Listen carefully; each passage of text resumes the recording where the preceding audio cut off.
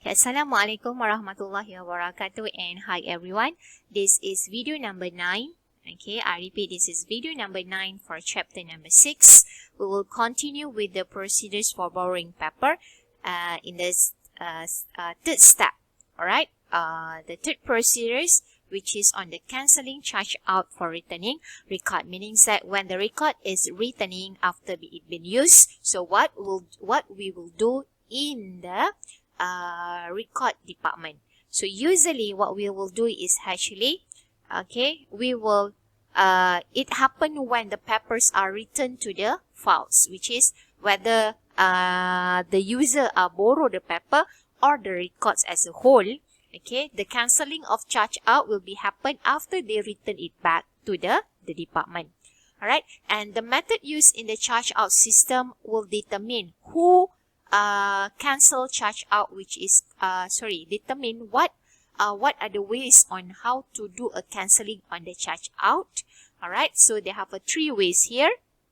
Okay, as simple as number 1 is actually we need to take out lah. Okay, kalau kita guna just now out guide and also out folder dengan yang ada pocket. So as simple as we just take out from the pocket. Okay, from the pocket the requisition sheet ataupun the requisition form just now. Okay, number 2, if we use the out guide or out folder yang ada printed line, we just cancelling. Okay, kita just cancel and then put it as a return. And lastly, requisition sheet, kita akan menyatakan lah, and that record is already written back. Okay, so this is step number 4 in the borrowing papers after we have do a cancelling, and some of the record might not return back. Okay, some of the record might not return back accordingly to the deadline, or some of the records you want to keep track so that the record does not melepasi daripada deadline yang diberikan. So here, the follow-up on the borrow record. Okay, how we are going to do? Okay, the follow-up is actually you want to check on the return of the borrow record within a reasonable or the specific time. So maksud dia kita buat follow-up ni sebab apa? Kita nak semak. Okay, we want to check to make sure that the records are written in the reasonable or the specific time yang telah kita nyatakan, which is the deadline lah. Kalau 5 hari pinjam, maksudnya paling kurang pun selewat-lewatnya pada hari ke-5. So here is actually why we need to do a follow-up on the borrow record is actually to help us lah to make sure the return of the borrow record, and somehow why the user dia pinjam tetapi dia susah nak pulangkan balik. That's why follow-up is very important. And there will be the other reasons why we need to do a follow-up here. Okay, some of the record, they will have a time limit for the borrow record.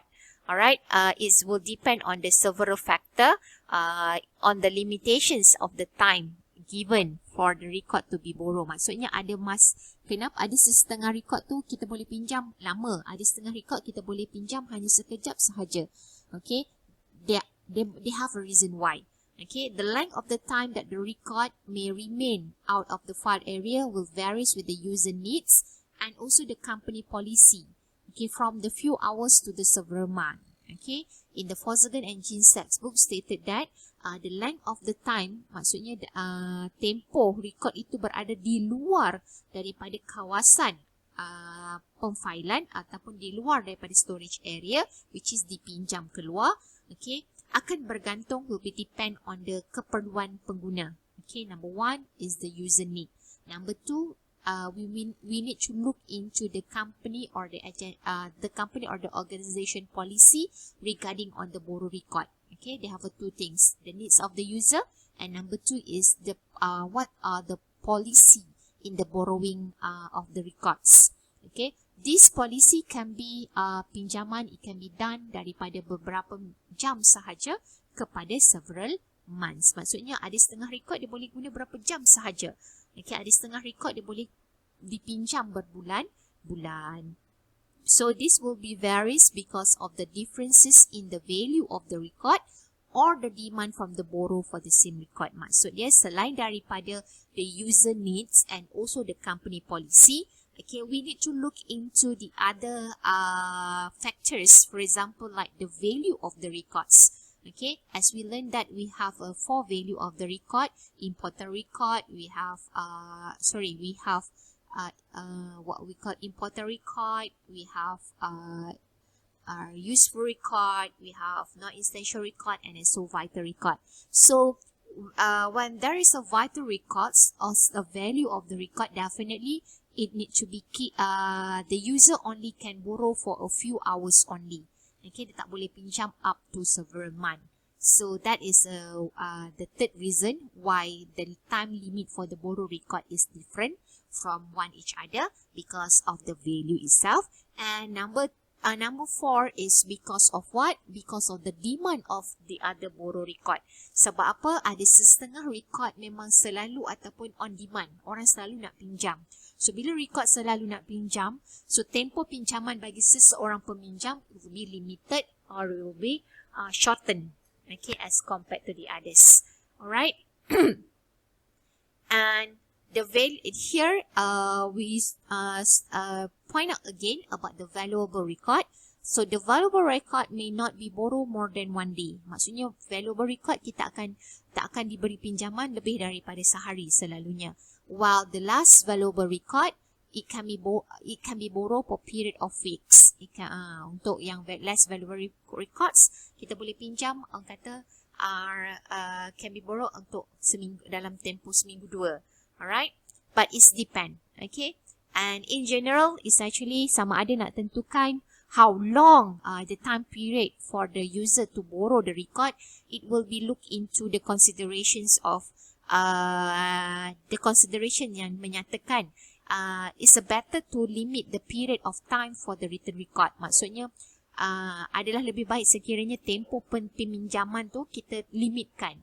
Kita ada limitation. Maksudnya kita bagi seminggu sahaja. So kalau dia nak pinjam lagi, dia boleh pinjam. Dia buat request yang baru. Okay. So why? Because makin pendek tempoh peminjaman, makin better to get it written record tersebut. Okay.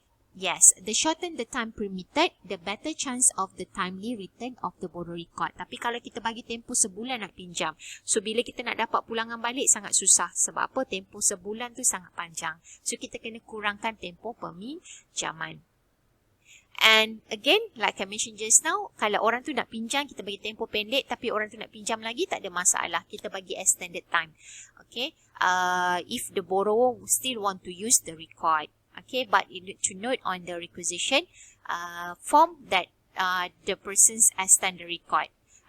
I believe that kalau selalu yang pinjam buku dekat library, kita ada extension time. Tapi kita kena check sama ada orang nak pinjam tak selepas kita. Kalau tak ada orang, then kita boleh extend the time. Tapi kalau ada orang nak pinjam, kita kena bagi turn kepada orang tu dahulu. Alright. So, follow-up can be done, use the telephone call or the written reminder to request the return of the overdue record. Okay, I believe that in library system, they give you the message. Okay, message menyatakan peringatan untuk pulangkan balik buku.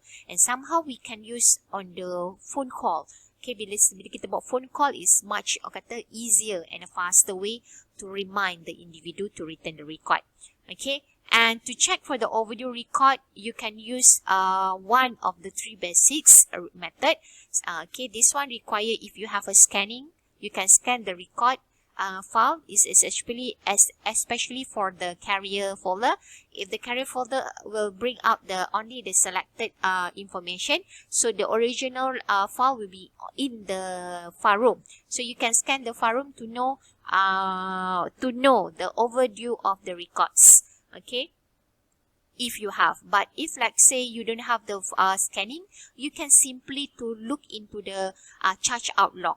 And also we have the follow-up file. Remember tadi kita punya requisition sheet, the last copy we need to put inside the follow-up file.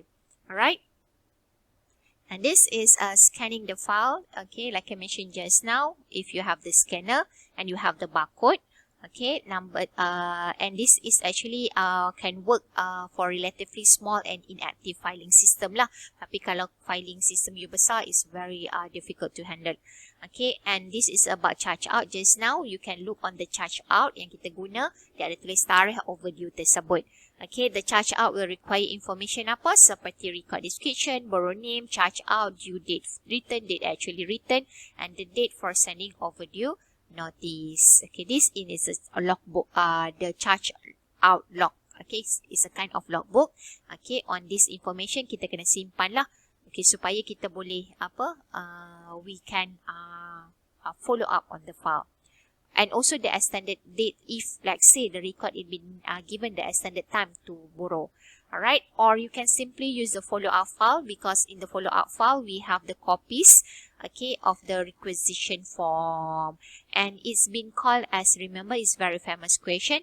For the follow-up file, is the other name is actually the tickler file, where it's tickles our reminder to do a follow-up on the file. Alright, so we already covered for the four main steps here. So the last one is the reservings of the record. Reservations of the records, okay, at which the department will receive in advance yang orang nak request kata nak pinjam record tu in future. Sebab mungkin record tu dipinjam oleh A, and then B pula nak pinjam. So dia boleh do a reservation untuk kegunaan masa depan. Usually the requisition user yang nak request untuk guna file tersebut selepas pengguna pertama, they need to fill up the requisition form, and this requisition form akan disimpan dekat dalam di dalam follow up file as well. Okay, dan dalam masa yang sama it been placed in our guide or requisition sheet. Sebab apa? Benda ni akan kita lihat bila kita nak return record ataupun orang tu nak, the main user yang pinjam tu dia nak extend record, kita kena lihat balik ada tak orang yang nak pinjam record tersebut. Kat mana nak lihat? Kita lihat dekat out guide tu ataupun requisition sheet. Okay, so use the similar procedure for request already check out. Sama juga macam peminjaman buku, peminjaman asal, at which kita ada duplication requisition form, kita ada original, kita ada dua copy. Alright, and remember, one should be keep in the out guide, and another one should be keep inside the what we call follow up file. Alright, so in the next video I will cover on the electronic charge out and follow up. Okay, we already covered for the manual retrieval, so stay tuned with me.